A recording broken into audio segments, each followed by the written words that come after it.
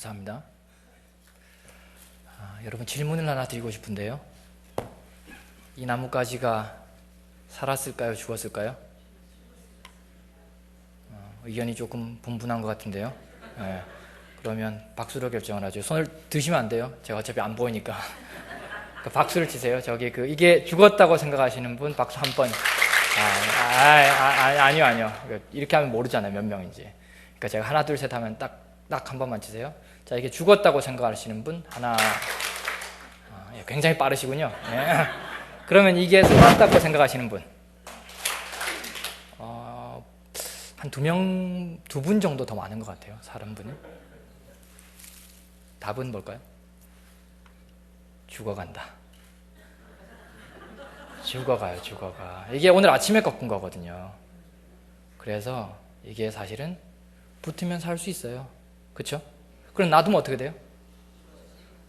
마르겠죠. 점점 마르고 이렇게 이파리가 이렇게 뭐 색깔이 변할 거고, 내일 모레 아마 한 일주일 이 위에 올려두면 어떻게 될까요?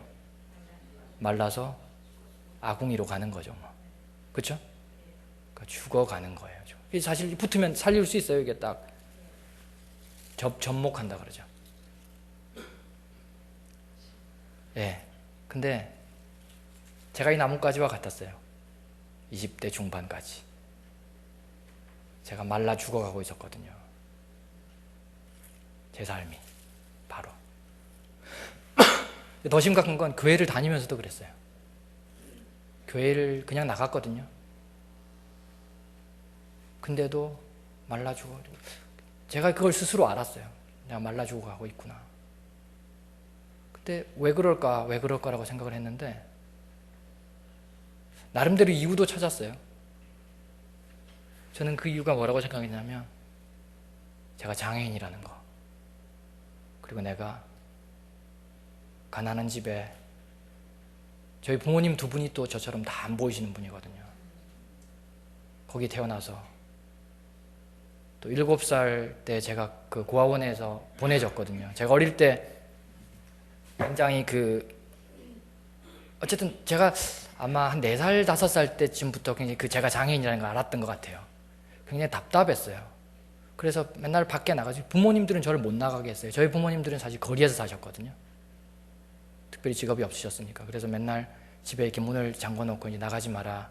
그리고 저를 집에 두셨는데 제가 4-5살 때부터 굉장히 답답했는지 나갔어요. 나갔는데 나가니까 맨날 다치죠. 다치고 뭐 길 잃어버리고 막 이러니까 못 나가게 하는데 그게 답답하니까 또 나가고 그랬어요. 근데 제가 이제 나이가 조금 더 들고 이렇게 6살, 7살 되는데 이제 부모님이 감당이 안 되셨든지 그냥 저를 고아원에 보내기로 결정을 하신 것 같아요. 그래서 어느 날 1979년 2월 21일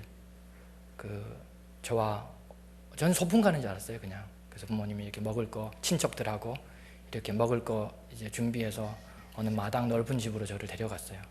그리고 하루 종일 재밌게 놀아주셨어요. 그리고 저녁이 되니까 저희 부모님, 어머니 저한테 말씀하셨어요. 얘야, 나 일주일 후에 올게. 여기서 선생님 말 잘 듣고 공부 열심히 하고 그렇게 있어라. 이러고 가셨어요. 제가 그때 알았죠. 느낌으로. 어렸지만. 엄마 나 엄마랑 살 거야. 엄마 나 안 나갈게 이제. 저 이제 나가서 맨날 다치고 오고 길 잊어버리고 많이 혼났거든요. 근데 엄마 나 이제 다시는 안 나갈 테니까 나 엄마랑 살게 해줘. 막 그러고 어쨌든 많이 울었던 기억이 나요. 근데 어머니는 가셨고 저는 어쨌든 고아원 생활을 하게 됐습니다.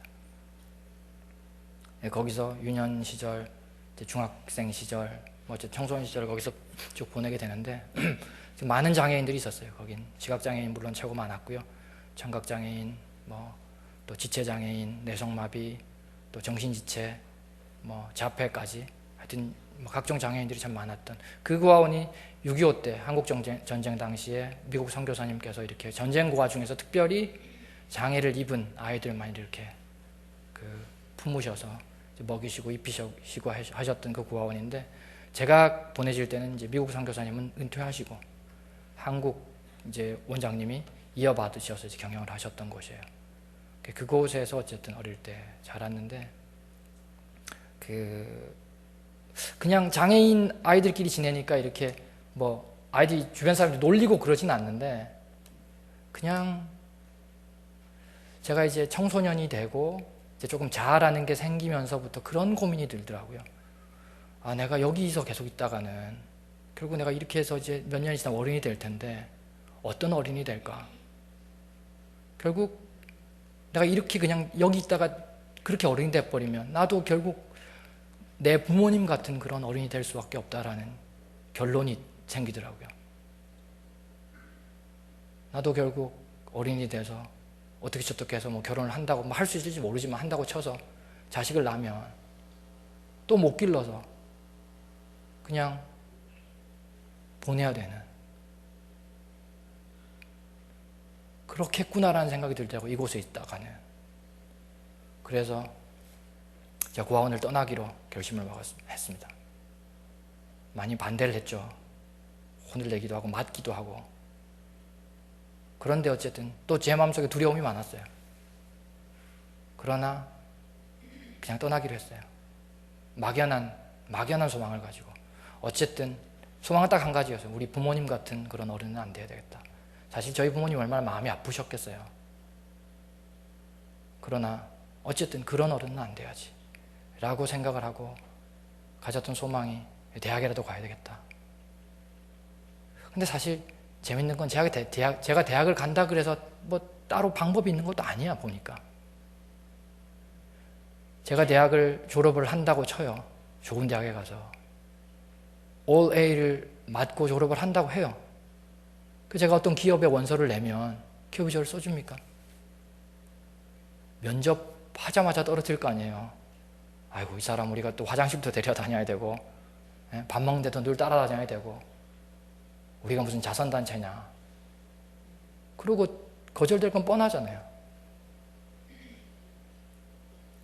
뭐 대학에 적응할 수 있을지는 또 다른 문제이고 어쨌든 그러나 다른 옵션이 없다고 생각을 했거든요. 대학이라도 가야지.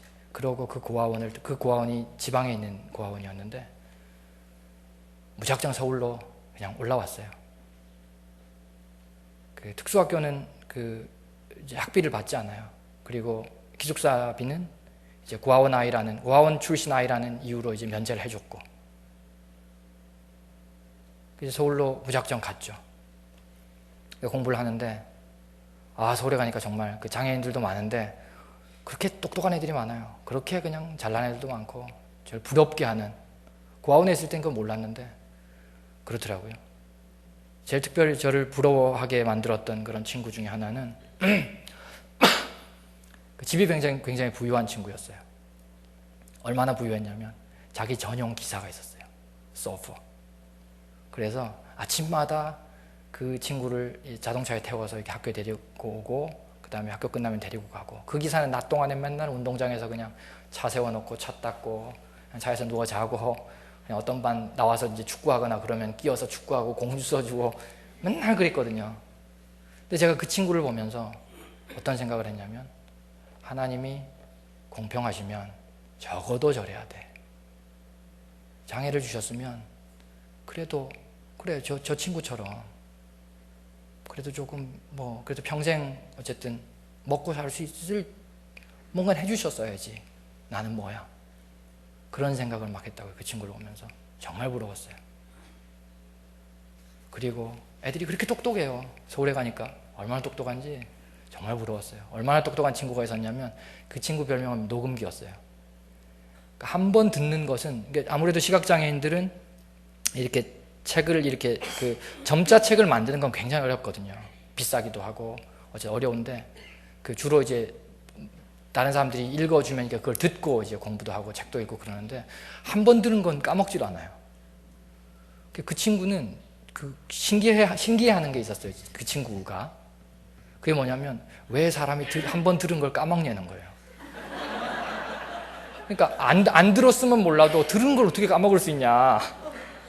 책을 봐도 그래요. 책을 봐도 책을 안 봤으면 모르는데 책을 봐놓고 왜 못 외우냐는 거예요. 그거를. 그게 신기하게 생각하는 거지 그 친구가. 저는 그 친구를 보면서 그래, 하나님이 사랑이시면, 제가 고아원에 있을 때 아침마다 예배를 드렸거든요. 6시마다. 안 나가면 벌 받고 맞고. 그래서 얼마나 들은 게 많겠습니까, 하나님에 대해서. 주일엔 교회에 가야 되고 반드시. 제가 그런 친구들을 보면서 하나님이 공평하시려면 그래, 적어도 미니멈 저래야지. 뭐 확실한 재능이 있든지 아니면 부유하든지, 어쨌든 그 이외에도 여러 친구들이 있었어요.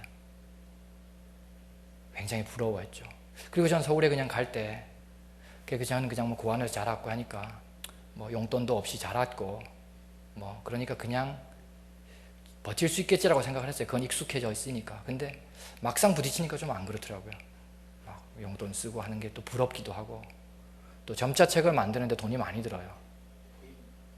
예전에는 저희가 저는 이제 대학 가기 위해서 어쨌든 서울을 갔으니까 막연한 꿈을 가지고, 그 당시에 그 정석 아시죠? 수학 정석, 실력 정석, 기본 정석 하는 거. 그게 5,900원 했을 때거든요.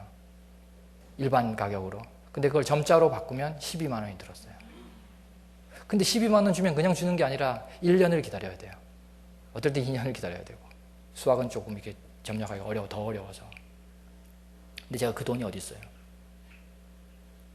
그럼 늘 이제 착한 선배들한테 그냥 책 빌려서 보고, 그냥 이제 보통 평일날 저녁 때 이제 와서 책 읽어주시는 자원봉사자들, 교회에서 많이 오셨어요. 그리고 대학생 뭐 누나들, 형들, 이제 평일날 이렇게 공부 가르쳐 주시는 뭐 그런 분들 도움을 받아서 이제 1-2시간 공부하고, 그렇게 공부를 하는데 어쨌든 쉽지 않았어요. 전 또 머리도 별로 좋지 않고, 그래도 그렇게 근근히 버틸 수 있을 줄 알았는데 방학이 되니까 정말 괴롭더라고요. 갈 데가 없어요, 방학이니까. 기숙사 방학은 또 안 하잖아요. 뭐 그래도 어쨌든 내가 대학은 가야지. 어쨌든 그런 어른은 안 돼야지라고 생각을 하고 대학을 가려고 했는데, 대학 시험을 쳤을 때 떨어졌어요. 안 되더라고요. 재수를 했죠. 왜냐하면 다른 옵션이 없었으니까. 공부라도 해야지. 막연했어요. 뭐 특별히 뭐 있는 게 아니라 그래도 그거는 해야지. 그거라도 해야지 뭔가 그러니까 신랏 같은 희망이라 그러죠. 그걸 가지고 했는데 주위 사람들은 많이 말렸어요. 네가 해봐야 결국에 나중에 더 큰 상처 받는다. 더 큰 좌절 경험한다. 그래서 많이 뜯어 말리고, 네가 대학 들어가면 대학 시험 잘 쳤다고 치자. 그럼 너 등록금 될 수 있냐? 뭐 그렇더라고요, 실제로. 제가 그런 여러 가지 어쨌든 내 속에서 있는 걱정, 근심, 생각들, 주변의 어떤 또 뭐 얘기들을 들어가면서 그 죄수를 했는데, 막 1달, 2달 버티다가 결국 8월 달까지, 그러니까 7월까지 하고 8월 초에 그만두게 됐어요. 8월 9일 날. 더 이상 못 하겠더라고요. 더 이상. 몸은 몸대로 그냥 다 망가지고, 마음도 그렇고. 8월 9일 날 제가 자라던 그 고아원에 찾아갔어요. 그리고 그 고아원 마당에 있는 벤치에 앉아서 밤새워 공부했어요. 정말 오늘이 내 공부의 마지막이다 이러고. 그러고 밤을 새워서 제가 그 녹음해놨던 녹음 테이프 듣고 점자책 이렇게 앉고 이렇게 공부했는데 새벽 6시쯤 됐을 거예요. 마지막으로 제가 공부했던 게 그 생물학이에요. 바이올로지. 그 공부를 딱 마치고 이제 아침이 되려고 하는데 제가 딱 덮었어요. 그러니까 아침에 종을 치거든요. 그 고아원에. 이제 새벽 6시에 예배를 드리니까 그 소리를 들으면서 책을 딱 덮었어요. 그러면서 제 스스로 얘기했어요. Goodbye, my dream. 안녕.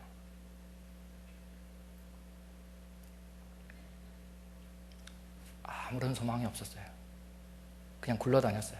그 다음부터는 20대 초반인데 어떻게 살았는지 모르겠어요.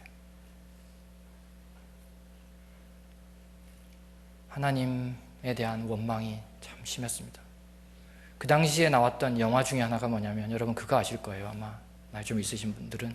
행복은 성적순이 아니잖아요. 아세요? 이미연인가 김미연인가 뭐 연예인 이름인데 그 이렇게 주연했던. 그래서 이제 결국 공부 스트레스 때문에 엄마가 그냥 막 약해 먹여가면서 공부하잖아요. 시키잖아요. 지켜가면서 그냥 딸보다 더 늦게 자고 그냥 막 성적 조금 더 떨어지면 이렇게 스트레스 받고, 그래서 결국 이렇게 목숨을 버리는 그런 영화인데, 그 영화 얘기를 제가 들으면서 왜 뛰어내리나, 나한테 오지, 나한테 오면 내가 목 졸라 줄 텐데, 그런 생각을 했어요. 왜 그런 생각을 했냐면, 하나님, 제가 하나님이 능력이 있으시다면서요, 하나님 사랑이시다면서요, 하나님이 정말 능력이 있으신데 제가 다른 소원 말했습니까? 제가 눈 뜨게 해달라고 그러지 않았습니다. 하나님, 그냥 대학이라도 좀 가게 해주세요, 그 부탁드렸는데 그거 하나 못 들어주시는 하나님 아닙니까? 근데 어떤 놈은 약해 먹여가면서 공부시켜요. 그리고 그걸 감당하지 못해서 뛰어내려. 그러니까 제가 그 인생을 보면서 어떤 생각을 했을 것 같습니까? 세상이 이렇게 불공평할 수가 없다. 성경에 다 이루었다 그런 말씀 있죠. 예수님이 십자가에서. 그 얘기가 저에게는 다 끝났다고 들렸어요. It's over. 뭐 이제 그때 뭐 다 이루어 버렸으면 뭐 어차피 하나님 나한테 해줄 거 없네요.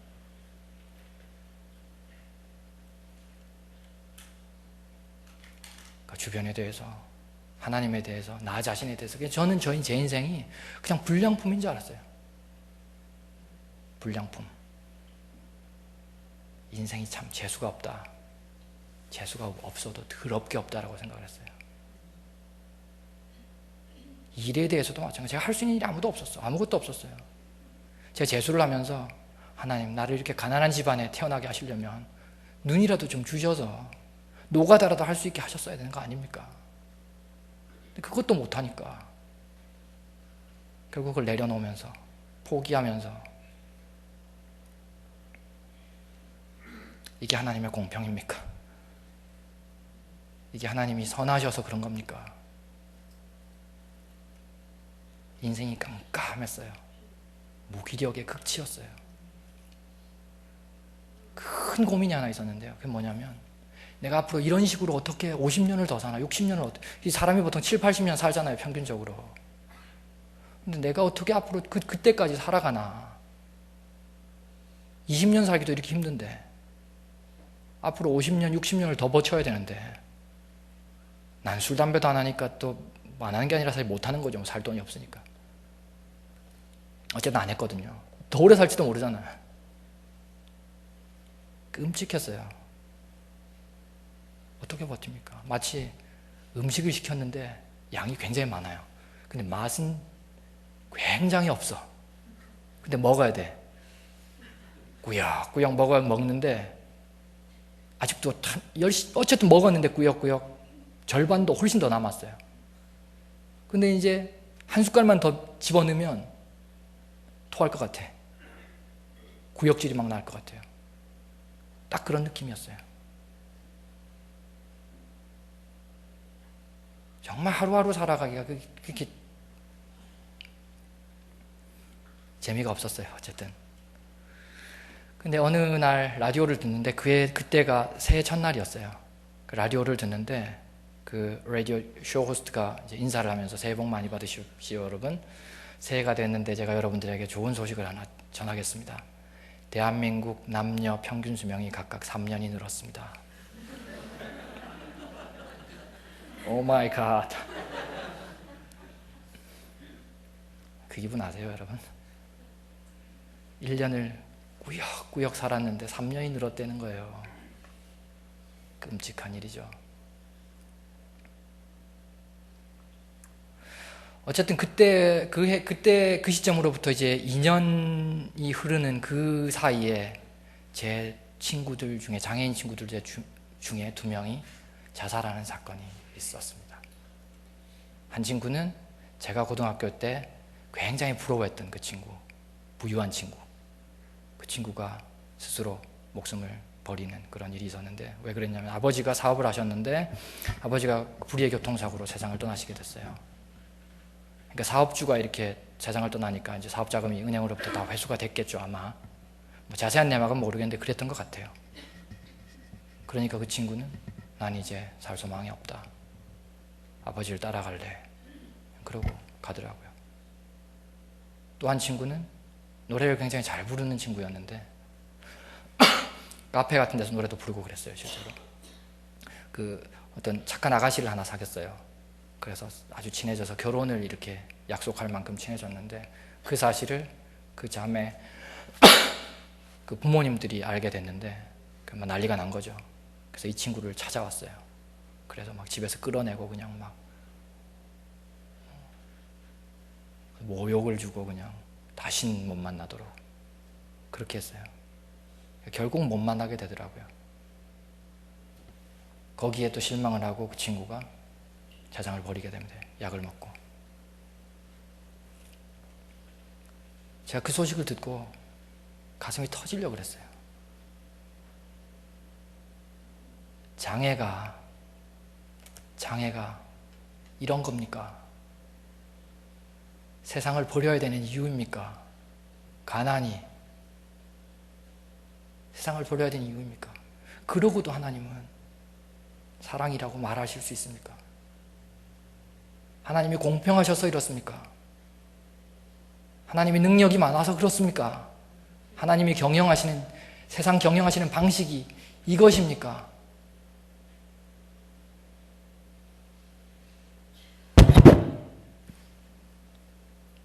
제가 정말 머리를 벽에 부딪히고 싶었어요. 그러고 저도 죽고 싶었어요. 그때 어떤 친구가 저에게 복음을 전해줬어요. 나는 네가 하나님에 대해서 많이 안다는 걸 안돼요. 네가 하나님에 대해서 많이 들었고 하나님에 관한 지식도 많다는 거 안다. 오히려 나보다, 그 친구가 얘기하기를 저에게, 나보다 네가 더 교회를 오래 다녔다, 그리고 더 많은 지식을 알 수도 있다. 그러나 너에게 필요한 건 그게 아니라는 거예요. 네가 하나님에 관해서 아는 게 그게 무슨 상관이 있는 거예요.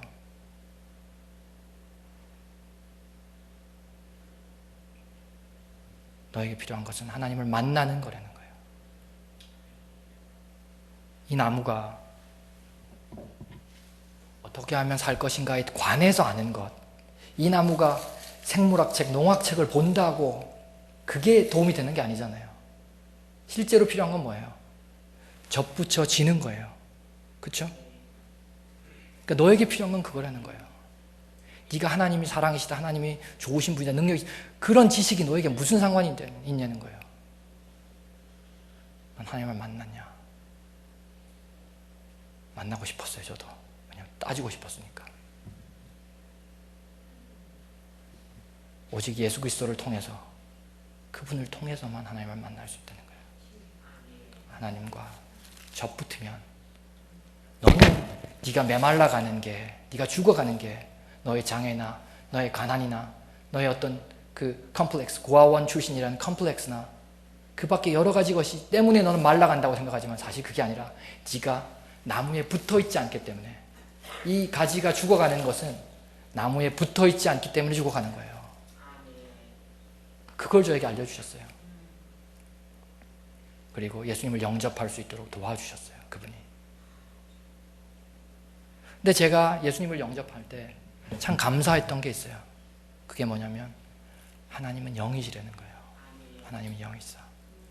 왜 감사했냐면 어떤 분들은 그러잖아요. 어떻게 안 보이는 하나님을 믿냐? 하나님 좀 보여주시면 제가 믿을게요. 만일 우리가 믿는 하나님을 보아서 믿어야 되는 하나님이라면 저는 어떡합니까? 하나님 음성 한번 들려주시면 제가 믿을게요 라고 얘기하시는 분이 계시다면, 청각장애인은 어떻게 하나님을 믿습니까?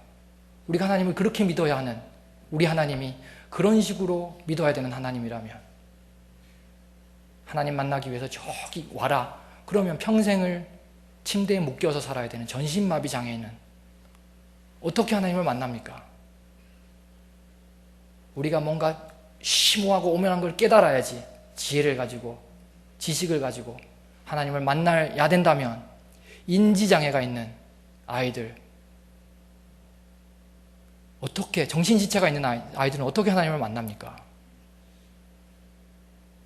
하나님은 그런 것을 요구하지 않았어요. 가장 기준을 낮춰주셨어요. 누구나 만날 수 있도록. 헬렌 켈러가 하나님을 믿었습니다. 여러분, 정신지체가 있고 인지장애가 있는 아이들이 예수님을 찬양합니다. 왜요? 하나님은 우리를 영으로 만나시기 때문에. 그것에 너무 감사했어요. 제가 어쨌든 예수님을 영접한다 그러는 것 같아요. 그래서 영접을 딱 했는데, 그리고 제 인생에 달라진 게 있어요. 그게 뭐냐면 교회 나와서 예배를 드리는데 말씀이 들리기 시작하는 거예요.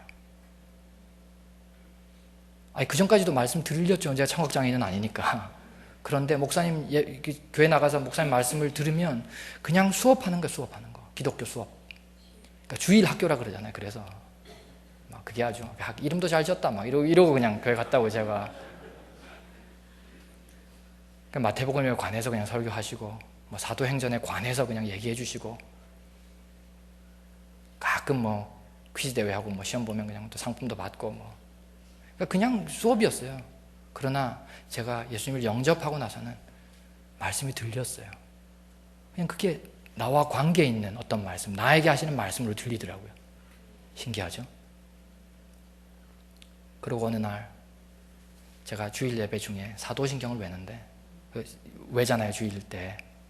오늘 빠졌죠? 저 때문에 빠졌습니다. 죄송합니다. 외는데 어떻게 시작하죠? 전능하사 천지를 만드신 하나님 아버지를 내가 믿사오며, 거기 딱 그 부분까지 외우는데 마음속에 그런 질문이 딱 들어요. 너 뭐라 그랬니? 전능하사 천지를 만드신 하나님 제가 믿는다 그랬는데요. 넌 정말 나를, 넌 정말 네가 고백한 그 하나님을 전능하다고 믿니?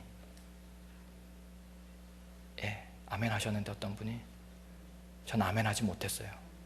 어떻게 대답했냐면, 그러셔야죠. 그랬어요. 안 그럼 하나님이 아니죠. 그렇죠? 두 번째 질문이 있었어요. 그러면 네가 장애인으로 태어난 것이 나의 실수였다고 생각하냐? 제가 대답해야 되잖아요. 그러면 안 되죠. 그랬어요. 그러면 하나님이 아니잖아요. 세 번째 질문. 그러면 네가 그렇게 괴로워했고 고통스러워했던 가난과 그 고아원 경험들이 나의 거듭된 실수였다고 넌 생각하냐? 아닙니다 라고 대답했어요. 그게 그 예배의 끝이었어요. 다른 거 기억이 잘 안 나요. 목사님 뭐라고 그랬는지. 그게 너무 저에게 큰 경험이었기 때문에. 근데 그 하나님과의 교제 이후에 제 기도의 방향이 완전히 달라졌어요. 하나님, 그 전까지는 제가 하나님께 기도했는데, 할 때, 사실 그 기도가 아니었죠. 저의 그냥 혼자서 하는 하소연이었고, 그냥 원망이었고, 벽에 대고 그냥 외치는 그냥 절규였죠. 왜냐하면 나무가 떨어져 있었으니까. 아니면 주문이었던지, 그냥 무당들이 하는 그냥 주문이지 뭐, 그게 기도입니까? 왜 이래야 됩니까? 막 이러고도 하나님이 공평하십니까? 하나님이 사랑이라고 가르칠 수 있습니까? 막 이러고 그냥. 그런데 제가 그 신앙 고백을 통해서 하나님과 교제를 하고 나서, 하나님, 그러면 내가 겪고 내가 가진 모든 것이 하나님의 실수가 아니라면 무엇입니까? 그러면 내가 어떻게 하기 원하십니까? 하나님, 내 친구들, 그 세상을 스스로 버려야 했던 그 친구들은 어떻게 설명하실 겁니까? 그 친구들 어떻게 했어야 됩니까? 그러면 질문이 제대로 되니까요, 하나님이 음성 듣기가 훨씬 쉬워지더라고요. 하나님, 내 아픔과 상처와 어떤 고통이 실수가 아니었다면 그것을 통해서 내게 무엇을 말씀하시는 겁니까? 그때 목사님이 설교를 하셨을 때 지금 이사야서 6장으로 설교를 하셨어요.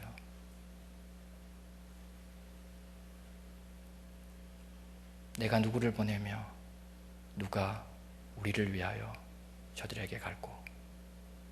6장 8절 말씀. 제가 특별히 제 친구들의 그 사건을 보면서 정말 하나님에 대한 그런 불만과 분노가 극치에 달했었거든요.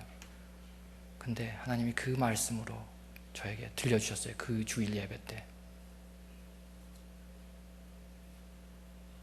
제가 알았어요. 하나님도 아파하시는구나, 그것에 대해서. 그래, 세상은 네가 생각했던, 그리고 그들이 생각했던 것처럼 그렇게 내가 만든 게 아닌데, 나는 그렇게 경영하지 않는데, 그렇게 오해하고 그렇게 죽어가는 사람들을 볼 때, 그렇게 낙담하고 정말 방황하고 표류하면서 사는 그런 사람들을 볼 때 하나님 너무 아프시다는 거예요. 하나님이 탄식하는 장면이잖아요. 내가 저들 위해 누구를 보내며 누가 우리를 위하여 갈고, 네가 좀 가줄 수 없겠냐는 거예요. 이사야는 그렇게 대답하죠. Here am I, send me. 주여, 내가 여기 있나이다, 나를 보내소서. 근데 사실 저는 그렇게 대답하진 못했어요. 그러나 하나님의 그 마음은 제가 그 주일 설교 시간 말씀을 통해 들었다고요. 그러면서 하나님에 대한 오해가 조금씩 풀려나가기 시작했어요. 내가 누구를 보내며 누가 우리를 위하여 갈고. 사실 누구를 보내겠습니까? 그런 분들에게. 제가 고아원에 있을 때 많은 분들이 찾아오세요. 그래서 이렇게 놀아주시고 책도 읽어주시고 뭐 이렇게 위로도 해주시고 하는데, 가끔 그런 분이 계세요. 사실 세상에는 봐서 좀 편리하고 좋은 것도 있지만 사실 따지고 보면 안 봐야 될 게 더 많다, 그런 얘기를 한다고요. 어떤 분들은 위로한다고. 그러면 제가 그 얘기를 듣고, 아, 그렇구나, 참 감사하네요, 그럴까요? 마음속에 욱합니다. 제가 또 특별히 가현 욱 아닙니까? 정말 욱해요. 당신이 걸어가다가 그 주차 이렇게 방지턱 같은 거 있잖아요. 거기에 부딪혀서 정강이 뼈가 한번 부셔져 봤냐? 당신이 맨홀에 빠져봤냐? 저 맨홀에 빠져봤거든요. 뭐 그 밖에 여러 가지. 막 길 가다가 이렇게 막 부딪혀서 이렇게 다리에 이렇게 피멍이 들고 피가 나고 그러면 가야 되니까 그냥 가요. 집에 가서 나중에 보면 이렇게 피가 이렇게 엉겨 붙어서 바지가 이렇게 붙어 있어요, 다리에. 그런 일 많다고요, 시각장애인들은. 그런 거 당해보고 그런 소리 하십니까? 그러니까 위로가 전혀 안 돼요. 오히려 같은 아픔이 있는 누군가, 그렇죠? wounded healer라 그러잖아요. 그러니까 그런 사람이 보내질 때 사실 위로가 될 거예요. 그래서 저 어릴 때 헬렌 켈러 이제 전기 같은 거 읽으면서 이제 좀 위로받고 어쨌든 그 꿈도 꾸고 그랬던 것 같아요. 대학을 가야지라는 생각도 그렇게 해서 했던 것 같아요. 헬렌 켈러가 그 하버드 그 자매 학교인 그 여학교를 나왔죠, 아마. 그러니까 그런 걸 보면서 제가 막 꿈도 가지고 그랬던 것 같아요. 이제 위로가 되니까. 그러니까 네가 좀 가줄 수 없겠냐. 그러면서 그 즈음에 이제 목사님 설교를 하시는데 계속 저에게 새로운 시작에 대한 말씀을 막 들려주세요. 푸시를 해가시는 거예요. 새로운 시작. 너 이제 새롭게 시작해라. 그때가 제가 26살이었어요. 근데 저는 자신이 없었어요. 저에게 새로운 시작이 뭡니까? 물어보면 결국 이제 대학에 가라는 거예요. 다시 대학에. 그 과정을 일일이 말씀드릴 수는 없을 것 같아요. 시간이 이렇게 별로 없어서. 그러나 그런 말씀을 막 저한테 도전하시는데, 목사님이 다른 주제로 설교를 하시는데도 저에게 크게 들리는 건 어쨌든 새로운 시작과 관련된 부분이에요. 그게 들려요. 하나님, 이 말씀을 하시려면 제가 20살 때 하셨어야죠. 제가 21살, 늦어도 22살에 하셨어야죠. 지금 뭡니까? 제가 이미 7년을 놀았는데, 칠수생. 사전에도 없는.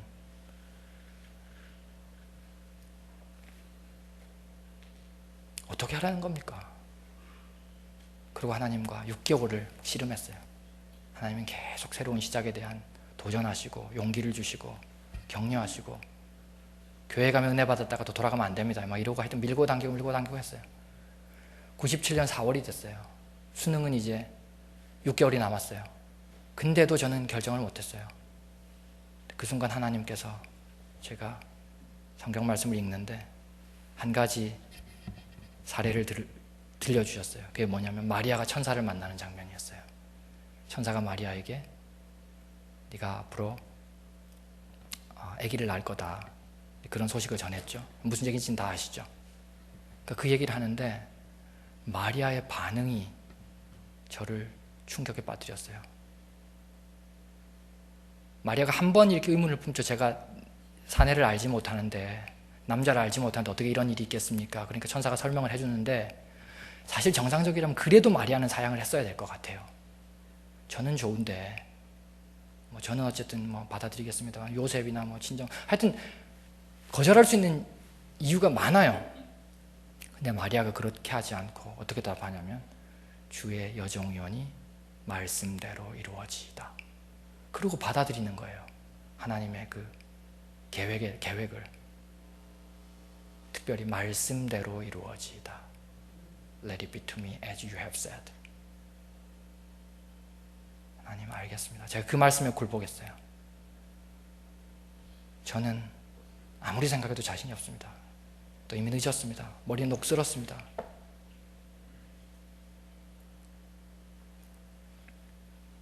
근데 그 말씀에 제가 굴복해서 주변을 다 정리하고 5월 9일부터 공부를 했어요. 그리고 6개월 후에 11월 8일 시험을 쳤어요. 그리고 1998년 연세대학교 인문학부에 들어갔어요. 말씀대로 이루어지이다. 아멘. 그러니까 제가 6개월을 어떻게 보냈는지 잘 모르겠어요. 설명이 안 돼요. 그러나 확실한 것은 말씀대로 이루어지되는 거예요. 제가 컴퓨터 공학을 하고 싶었는데 그 당시에는 연세대학교 규정상, 한국대학 규정 그랬어요. 공학부에는 그 시각장애인들이 들어갈 수 없었어요. 아무래도 이제 다루는 그런 약품들 같은 것도 있고 하니까 그랬던가 봐요. 근데 하나님께서 그걸 들어가게 하시더라고요. 거기에 대한 또 돈을 막 주세요. 네가 어떤 책을 읽지 못해서, 어떤 그 인쇄 매체를 보지 못해서 그 점자책을 기다리고, 또 어떤 읽어주는 사람이 오지 못하면 이렇게 공부를 하고 싶어도 할 수 없는 그런 고통을 네가 알지 않냐. 그러면서 저희가 그 전자수첩을 만져볼 기회가 있었는데, 그걸 보면서 참, 그래, 이걸 어떻게 바꿔서 이 액정 화면을 튀어나오게 만들어서 시각장애인이 쓰게 하면 참 좋겠다, 그런 막연한 소망을 주셨는데, 누가 만들겠어요 그거를. 먼 돈이 된다고.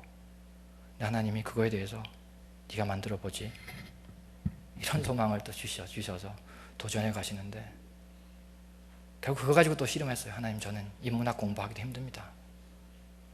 어떻게 제가 공학부에 갑니까? 밀고 당기고 하다가 여호수아 17장 18절에 있는 말씀을 주셨어요. 그 산지도 내 것이 되리니 너는 삼림이라도 개척하라. 비록 그 거민이 강하고 철병거를 가졌으나 그 끝까지 내 것이 되리라. 정녕 내 것이 되리라. 그렇게 말씀하시는 구절이거든요. 그 말씀을 제가 또 붙잡고 순종했어요. 공학부에서 하는 수업이 그렇게 쉽지 않았어요. 여러분, 수학 시간에 선생님이 어떻게 가르치는지 아시죠? 칠판에 뭔가 잔뜩 써놓고 찍어가면서, 야, 이 문제 어떻게 풀어? 어떤 식 쓰면 돼? 그래, 이거 쓰면 돼. 이 식 쓰면 되지? 이 식을 쓰면 어떻게 돼? 대입해봐. 일식이 나오지? 일식을 어떻게 해? 이 식을 가져와서 변환을 하면 이 식이 나오지? 그래서 다시 이렇게 치환하면 딱딱딱. 알겠어? 제가 그런 수업을 들어야 돼요. 공학부에 가서. 도대체 이게 뭐냐 저게 뭐냐 그게 뭐냐? 저희가 들리는 대명사밖에 없어요. 딱딱딱. 시간이 지나니까 딱딱딱도 없어 이제는. 왜냐하면 그 레이저 포인터로 쓰거든. 근데 하나님은 저를 어떻게 도우셨냐면요, 제 기숙사에 있었는데 룸메이트를 이제 정보 특기자, 과학 영재, 막 과학고 출신들 이런 아이들을 보내줘요. 그래서 그이들한테 밤마다 이렇게 배웠죠. 읽어달라 그러고. 그리고 졸업을 했어요. 그리고 몇 년 후에 이게 나왔습니다, 여러분. 말씀대로 이루어지이다. 그 끝까지 내 것이 되리라. 지난 7월에 하나님께서는 시각장애인을 공학 박사로 만들어 주셨어요. 말씀대로 이루어지이다. 무엇이 이걸 가능하겠나요? 저의 피나는 투쟁, 불굴의 의지, no way. 여러분, 아닙니다. 혹시 저를 어느 곳에 가서 소개하셔야 된다면 제발 그렇게 소개하지 마세요. 장애를 극복한 사람이다. 하나님이 섭섭하게 생각하십니다. 저는 장애를 극복하지 못했습니다. 제 가난을, 제 고통을 저는 감당할 수 없어서 포기했습니다. 저는 철저히 그것에 굴복했어요. 패배했어요. 그렇게 소개하지 마세요. 유일한 이유는 제가 이 말라가던 꺾어진 가지였던 제가 예수 그리스도의 나무, 그 참 포도나무 대신 예수 그리스도의 나무에 붙었다는 그 이유 하나로 하나님께서는 그분의 일을 이루어 가셨습니다. 나는 포도나무요, 너희는 가지니 저가 내 안에, 내가 저 안에 있으면 이 사람은 과실을 많이 맺거니와 나를 떠나서는 너희가 아무것도 할 수 없느니라. 아멘. 저는 제 인생이 이제 마무리될 때, 그리고 제가 천국 갔을 때 하나님 앞에서 부르고 싶은 찬양이 있어요. 저는 뭐 하나님 앞에 자랑할 게 다른 게 있는 거 없어요. 다른 거 없어요, 사실. 내가 뭘 했고 나의 투쟁을 자랑할 수 없어요. 저는 그것에 대해 철저하게 패했던 사람이기 때문에. 그러나 저는 하나님 앞에 가서 주님이 인도해 주셨습니다. 주님이 다 하셨습니다. 그거 찬양하고 싶어요. 제가 제 장례식에 혹시 초대받으시거나 오시게 될 일이 있으면 이 찬양 불러주세요. 주님이 인도하셨습니다. 저는 그거 주님 앞에 찬양하고 이렇게 함께 기뻐하고 그러고 싶습니다. 여러분 함께 찬양하고 간증을 마칠게요.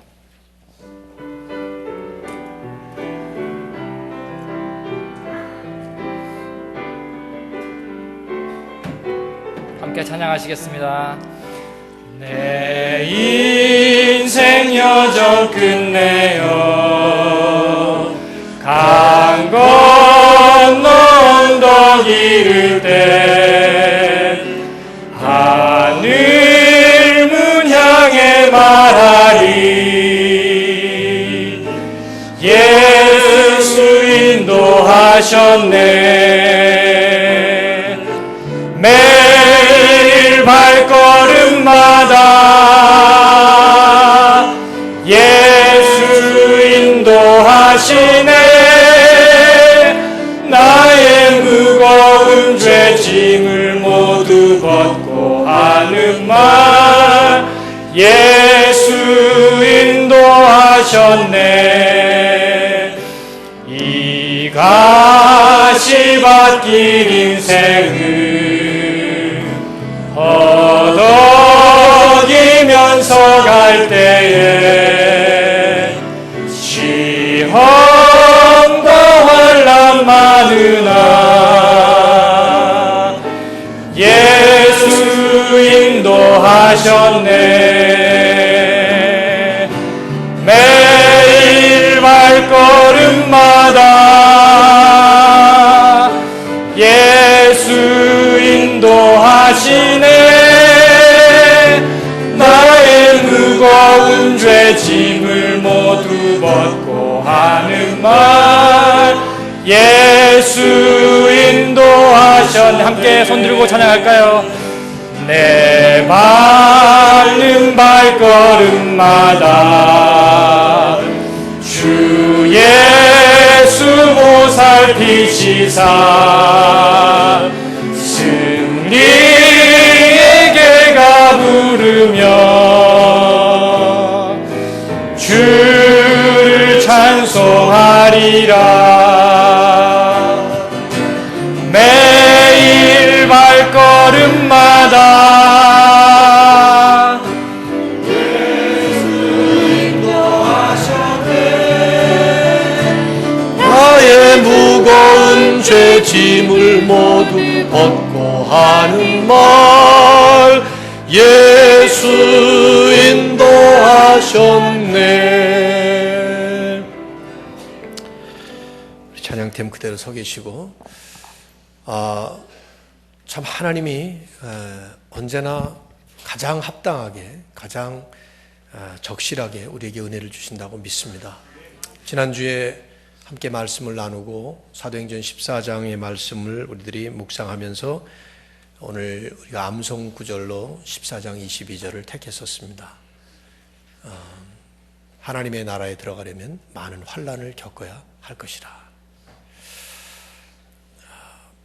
같이 가연욱 집사님이 그런 말씀도 드리지 않았는데, 우리의 계속되는 사도행전 초대교회 시절의 말씀을 우리의 삶에 적실하게 적용해 보려고 애쓰는 과정 속에 하나님이 오늘 이렇게 하나님 나라를 위한 환난이 무엇인가 하는 것을 한 분의 삶 속에 역사하신 간증으로 우리에게 들려주셨습니다.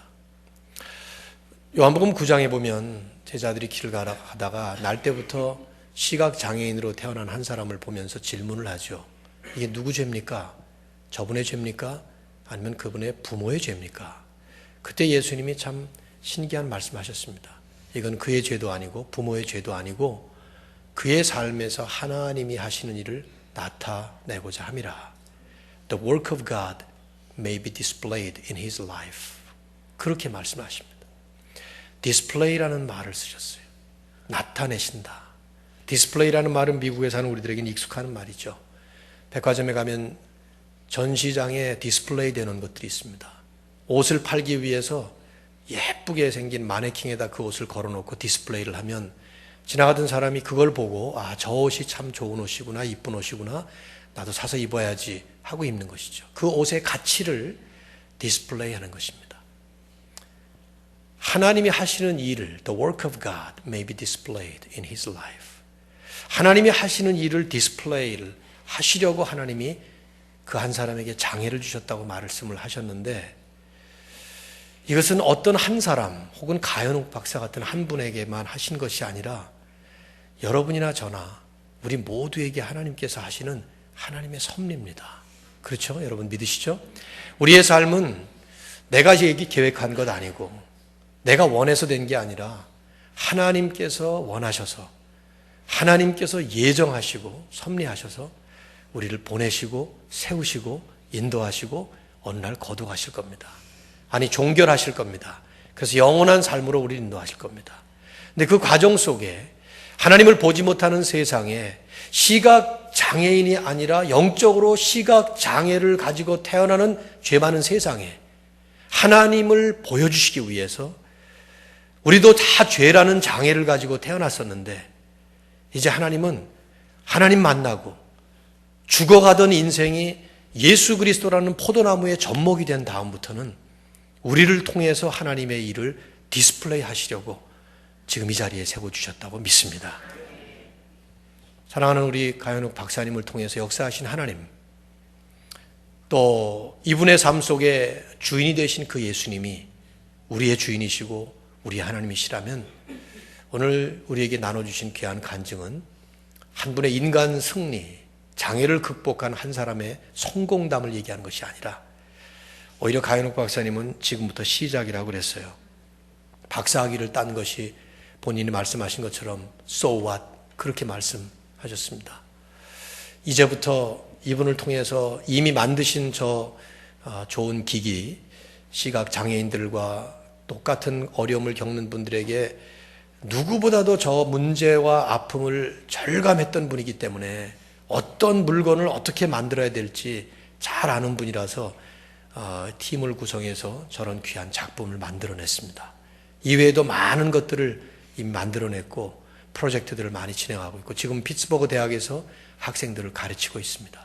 하나님이 앞으로 이분의 삶을 어떻게 사용하시고 어떻게 하나님이 하시는 일을 디스플레이 하실는지 너무 궁금하고 또 그래서 우리가 또 많이 기도해 드렸으면 합니다. 근데 이것은 이분의 삶일 뿐만 아니라 우리 모두의 삶의 의미라고 믿습니다. 하나님께서 오늘 귀한 분을 통해서 간증으로 또 말씀으로 살아계신 하나님의 살아계심을 보여주셨는데 우리가 함께 이런 일을 놓고 힘있게 달려갔으면 합니다. 먼저 이 시간에 우리 한번 기도하고 시간은 좀 갔지만은 괜찮아요. 이제 1시밖에 안 됐으니까 함께 기도하는데요. 기도하고 그 다음에 아까 불렀던 찬양 3절 가사 한번 더 부르도록 하겠습니다.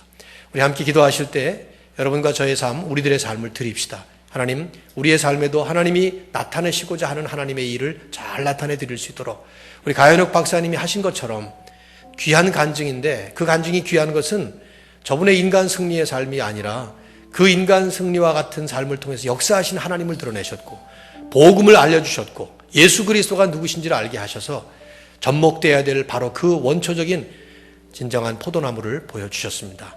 우리도 그렇게 살 수 있도록 해달라고 하나님 앞에 기도하시고요. 또 하나는 계속해서 쓰임받아야 될 우리 가연욱 박사님에게 오늘 귀한 은혜를 주신 빚을 갚는 마음으로 한 번 더 기도해 주시기 바랍니다. 한 2, 3분 정도 여러분 함께 기도하시고 우리 찬양 한 번 더 하겠습니다. 기도합시다.